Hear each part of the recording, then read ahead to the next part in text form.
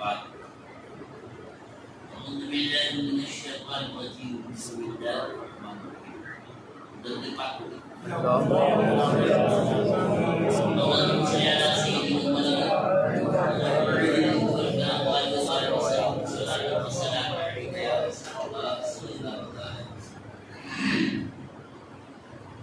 امام غزالی رحمۃ اللہ تعالی علیہ محبت کے حوالے سے بیان فرما رہے اور کئی دن سے یہ درس چل رہا ہے، اس کا خلاصہ یہ ہے کہ محبت کس وجہ سے ہوتی ہے، محبت کا سبب کیا ہے، اور محبت کے جتنے اسباب ہیں حقیقت میں وہ اللہ ہی کی محبت کا سبب ہے۔ اس سلسلے میں تیسرا سبب بیان کرنا ہے کہ ایک انسان کسی سے محبت کرتا ہے تو اس کا تیسرا سبب اور تیسری وجہ یہ ہے کہ احسان کرنے والے کی ذات سے محبت ہو۔ پہلے کیا کچھ کرتا، اب اس اعتبار سے بھی اگر دیکھیں تو حقیقت میں اللہ کی محبت ضروری ہے اور اللہ ہی کی محبت ہوگی۔ اس کے حوالے سے آپ سے بات فرمانے کی تیسرے سبب کے اعتبار سے دیکھیں اور وہ یہ ہے کہ احسان کرنے والے کی ذات سے محبت کرنا، اگرچہ اس کا احسان تم تک نہ پہنچا، اور یہ بات بھی فطری اور طبعی ہے، کیونکہ اگر تمہیں کسی ایسے بادشاہ کی خبر پہنچے کہ وہ نیک، عبادت گزار، عالم اور لوگوں سے شفقت، محبت، مہربانی اور تواضع کے ساتھ پیش آتا ہے، اور وہ زمین کے اس حصے میں رہتا ہے جو تم سے بہت دور ہے، اور ایک دوسرے بادشاہ کی نسبت تمہیں خبر پہنچے وہ ظالم، متکبر، فاسق، لوگوں کے آبرو ریزی کرنے والا اور شریر ہے، اور وہ بھی تم سے دور ہے، تو تم اپنے دل میں دونوں کے درمیان فرق پاؤ گے، کیونکہ پہلے کی طرف تم اپنے دل میں میلان یعنی محبت اور دوسرے سے نفرت پاؤ گے، حالانکہ تم پہلے کی طرف سے بھلائی پہنچنے سے مایوس ہو اور دوسری کی طرف سے برائی پہنچنے سے بھی محفوظ ہو، کیونکہ تمہیں ان کے ملکوں میں جانے کا توقع اور امید نہیں، تو یہ محسن سے محبت صرف اس کے محسن ہونے کی حیثیت سے ہے، اس لیے نہیں کہ اس نے تم پر احسان کیا۔ یہ بات کسی میں اس کو آپ سمجھ لیں، ایک تو یہ کہ کوئی احسان کرے، آپ کا کوئی کام بناتی اس لیے محبت، اور ایک یہ کہ کچھ بھی احسان نہ کرے، صرف اس کے اندر نیکی ہو، بھلائی ہو، تو اس سے محبت ہوگی۔ اس کی دو مثال کیا ہوگی، ایک آدمی دوسرے کسی ملک میں، دنیا کے آخری ملک میں ہے، مثال کوئی بادشاہ ہے، بڑا نیک ہے، بڑا دیندار ہے، لوگوں پر بہت شفقت کرتا، محبت کرتا، پیار کرتا ہے اور بہت نیکیاں کرتا ہے، آپ بتائیے کہ تم محبت ہوتی نہیں ہو۔ اور دوسرے ملک میں ایک دوسرا بادشاہ ہے، بڑا ظالم ہے اور بہت ظلم ڈالتا ہے اور بہت مارتا پیٹتا ہے، آپ کے دل میں نفرت پیدا نہیں ہو، حالانکہ اس ظالم بادشاہ کا ظلم آپ تک نہیں پہنچنے والا ہے کہ آپ وہاں جانے والے نہیں، اور جو نیک بادشاہ ہے، نیکی کرنے والا ہے، وہاں تک بھی آپ نہیں جائیں گے، اس کی نیکی کیا نہیں پہنچے گی، حالانکہ محبت ادھر ہو رہی ہے، اس سے نفرت ہو رہی ہے، کیوں ہو رہی ہے؟ صرف اس لیے کہ احسان وہاں پائے گا، نیکی وہاں پائے گی، جہاں نیکی پائی جاتی ہے طبیعت اس کی طرف پائے گی۔ اتنی بات سمجھ آ گئی؟ اب آگے سنیے، یہ تیسرا سبب بھی اللہ تعالیٰ سے محبت کرنے کا تقاضا کرتا ہے، بلکہ اس بات کا تقاضا کرتا ہے کہ غیر اللہ سے بالکل محبت نہ کی جائے، سوائے اس کے جو کسی طرح اللہ تعالیٰ سے تعلق رکھتا ہو، کیونکہ اللہ تعالیٰ ہی تمام مخلوقات پر احسان اور فضل فرمانے والا ہے۔ وہ پہلے مخلوق کو عدم سے وجود میں لایا، پھر انہیں اعضاء اور ضروری اسباب کے ساتھ مکمل کیا، پھر ان پر احسان فرمایا کہ ان کے لیے وہ اسباب پیدا کیے جن میں حاجت کا شائبہ ہے، اگر ان میں ضرورت کا شائبہ نہیں تھا پھر انہیں ایسے زوائد کے ساتھ مزین کیا جن میں زینت کا شائبہ ہے اور ان کی حاجت اور ضرورت سے خالی ہے۔ ضروری اعضاء کی مثال جیسے سر، دل اور جگر ہے، جو اعضاء حاجت کے مرتبے میں آتے ہیں وہ آنکھ، ہاتھ اور پاؤں ہے، اور زینت کے زمرے میں آنے والے اعضاء کی مثال جیسے ابرو کا کمان کی شکل میں ہونا، ہونٹوں کی سرخی، آنکھوں کی رنگینی وغیرہ، ان میں سے کسی چیز کا فقدان نہ حاجت اور ضرورت سے تعلق رکھنے والی چیزوں کا فقدان ہے۔ بدن انسانی سے خالص ضروری نعمتوں کی مثال پانی، غذا ہے، اور حاجت کی مثال دوا، گوشت اور پھل ہے، اور ظاہر کی مثال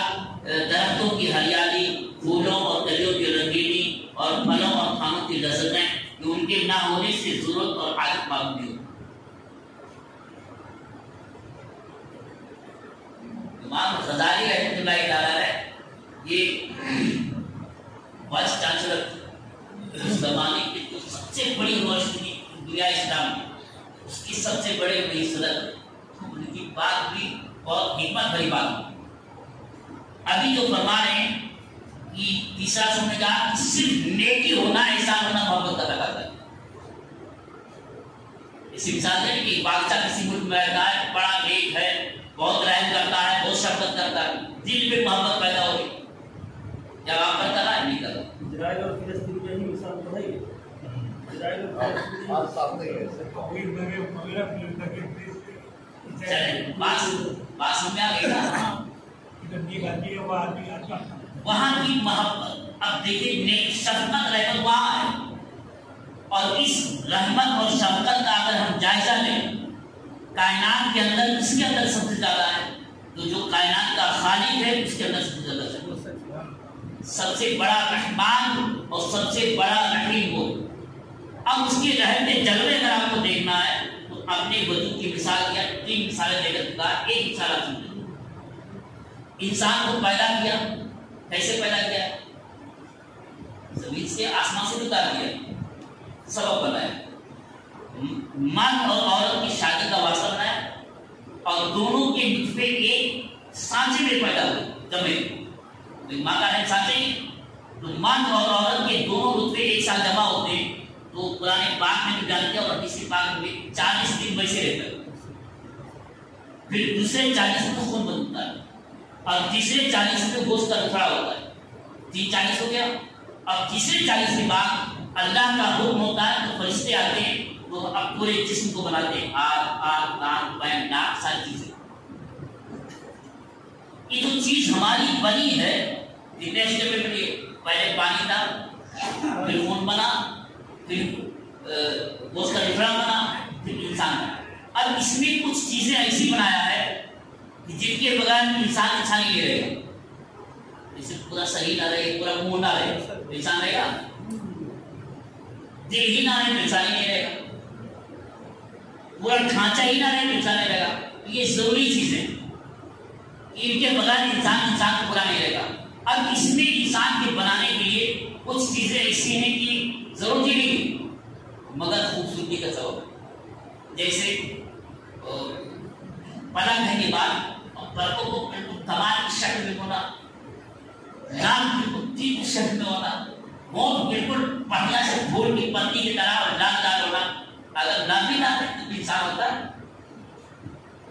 بھائی، انسان کو آپ دیکھ رہے ہیں، ان کو آپ دیکھ رہے ہیں، ہنسیوں کو ان کے ہونٹ کیسے ہوتے ہیں؟ تو کچھ خوبصورتی کی چیزیں ہوتی ہیں، تو ہماری زندگی کے لیے لازم چیز بنایا کہ اگر نہ رہے تو انسانی نہیں رہے گا، سر نہ رہے تو انسانی نہیں رہے گا، دل نہ رہے تو انسانی نہیں رہے گا۔ اور کچھ ضروری چیزوں کے ساتھ ساتھ محبت، مطلب صرف اس لیے کہ خوبصورتی پیدا کرے، بات بڑھیا ہونا، پلکیں اچھے ہونا، آنکھ بڑھیا ہونا، یہ حسن کی چیزیں۔ تو جتنی بھی چیزیں اللہ نے ہمیں دیا ہے، سب پر اگر آپ غور کریں، اس سے بڑا محسن اور اس سے بڑا شفقت کرنے والا کائنات میں نہیں۔ تو جب سب سے زیادہ شفقت، محبت، رحمت اللہ کی بارگاہ میں ہے، تو اس سبب کی بنیاد پر محبت کا تقاضا کہ اللہ سے محبت کرے، کوئی اور نہیں ہو سکتا۔ بھائی انسان کو شفقت کرتا ہے، محبت کرتا ہے، کوئی کرتا ہی ہے، انسان کیا جانور بھی کرتا ہے۔ اب ایک جانور اپنے بچے پر پیر نہیں رکھتا، کیوں نہیں رکھتا؟ اس لیے محبت، وہ سب جگہ چلا جائے گا لیکن اپنے بچے پر پیر نہیں رکھے گا، چاہے کسی جانور کو اپنے، اس کے اندر یہ محبت پیدا کہاں سے؟ اللہ نے کہا۔ تو جس خدا نے انسان کے اندر اور غیر انسان جانور کے اندر محبت کی چیزیں پیدا کیا، اس کے اندر کتنی محبت ہوئی اپنے محبوب سے۔ اور آپ پہلے سے دیکھیں کہ جہاں صرف محبت ہو، صرف شفقت ہو، ہم سن کر کے اسے محبت کرے رہتے ہیں۔ اس بادشاہ کی بات کریں جس نے سارے بادشاہوں کو پیدا کیا اور شرکت کرنے والوں کو پیدا کیا، تو اس کا تقاضا ہے کہ سب سے زیادہ اللہ سے ہی محبت۔ بس میں یہ کہہ رہے ہیں کہ اس اعتبار سے بھی اللہ تعالیٰ کی محبت، یعنی تیسرا سبب بھی اللہ تعالیٰ سے محبت کرنے کا تقاضا کرتا ہے، بلکہ اس بات کا تقاضا کرتا ہے کہ اللہ کے علاوہ کسی سے محبت نہ ہو، بلکہ حقیقت میں اللہ ہی سے محبت، یا اللہ کے سے تعلق رکھنے والوں سے محبت۔ اب تعلق رکھنے والے بات جیسے اولیاء کرام سے محبت والی ہوتی ہے، کسی بھی سلسلے کے اور کہیں کے اوپر ہی ہوگی، دنیا میں کسی خطے کے، آپ اپنے دل میں سوچے دیکھیں کہ محبت ہوتی ہے کیا، محبت کیوں ہوئی؟ نہ انہوں نے کھلایا ہے، نہ پلایا، نہ کبھی دعوت دیا ہے، نہ بھی دعا کی ہے، محبت ہو رہی کیوں؟ صرف اللہ سے تعلق، اللہ سے اب جن کا تعلق اللہ سے ہو جائے ان سے ہمیں پیار کرنا فرض عین ہے، محبت۔ اگر یہ محبت نہیں ہو تو ایمان کا اپنا امتحان ہے، باقی بات دل میں ایمان نہیں آ رہی۔ اولیاء کرام سے محبت بھی اسی لیے ہوتی ہے، اللہ والوں سے محبت اس لیے ہوتی ہے کہ اللہ والے، اللہ کے دشمن سے دشمنی کیوں ہے؟ جو اللہ کے دشمن ہیں، اس کا تقاضا یہی ہے کہ ساری نیکیاں اللہ کے بارے ہیں۔ تو اس سبب سے بھی محبت کا تقاضا یہ کہ ہم اللہ سے ہی محبت کریں۔ اللہ تعالیٰ اللہ کو سمجھنے کی توفیق عطا فرمائے۔ یہ امام سے بھی تو تقاضا رہتا ہے، امام ایک دن اگر مسلح پہ نہ آئے تو مسلح آنے دوسرے امام صاحب آگے بھی محبت کا تقاضا ہے۔ بتائیے گا